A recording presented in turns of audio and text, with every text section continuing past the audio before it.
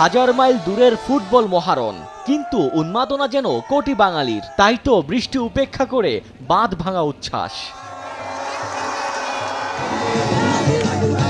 ম্যাচের শুরু থেকে অতিরিক্ত সময় পুরো মাঠ জুড়ে দারুণ ছন্দে ছিল স্পেন। কিছুক্ষণ পরেই জয়োল্লাসে মাতেন সমর্থকরা। আজকে আমরা দেখিয়ে দিয়েছি কিভাবে খেলতে হয় মাঠে। বার্সেলোনা যে প্রোডাক্ট দেয় তার বড় প্রমাণটাই হচ্ছে আজকে স্পেন সারা ওয়ার্ল্ডকে দেখিয়ে দিল কিভাবে ক্যালকুলেটিভ, ম্যাথমেটিক এবং বৈজ্ঞানিক ফুটবল খেলতে হয়। স্পেন আজকে দেখাইছে যে ওয়ার্ল্ড কাপ কি জিনিস। আমরা এনজয় করছি and we love Spain. Thank you very much.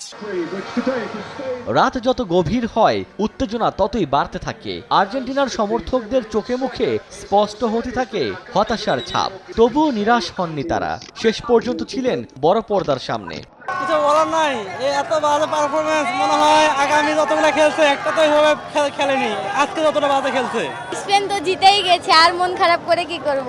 আমার কাপ পাওয়া আমি অনেক হ্যাপি, বাট আমার বউ হেরেছে, তার জন্য আমার অনেক সমবেদনা থাকে। অবশেষে রেফারির শেষ বাঁশি, আর রাতের নিস্তব্ধতা ভেঙে বাঁধ ভাঙা উচ্ছ্বাসে জোয়ার। উল্লাস ছড়িয়ে পড়ে চারপাশে। উচ্ছ্বাসটা আলহামদুলিল্লাহ অনেক ভালো, কারণ আমরা বিগত কয়েকদিন থেকে দেখতে পাচ্ছি আর্জেন্টিনা জেতার পর থেকে অনেক মনে করেন যে লাফালাফি করতেছে।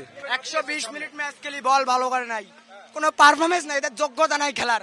আনন্দময় এক নির্ঘুম রাত কাটলো ফুটবল প্রেমীদের। নানা শ্রেণী পেশার মানুষ অংশ নেন বড় পর্দায় খেলা দেখতে। অনেক কষ্টের বিনিময়ে আজকে আমরা স্পেনের যে খেলাটা দেখেছি আসলে অসাধারণ একটি খেলা ছিল। ভাই আর্জেন্টিনার মতো টিম ভাই এত খারাপ খেলছে ভাই, কিছুই বলার নাই ভাই। রেফারি বুয়া, বুয়া রেফারি বুয়া, বুয়া রেফারি বুয়া।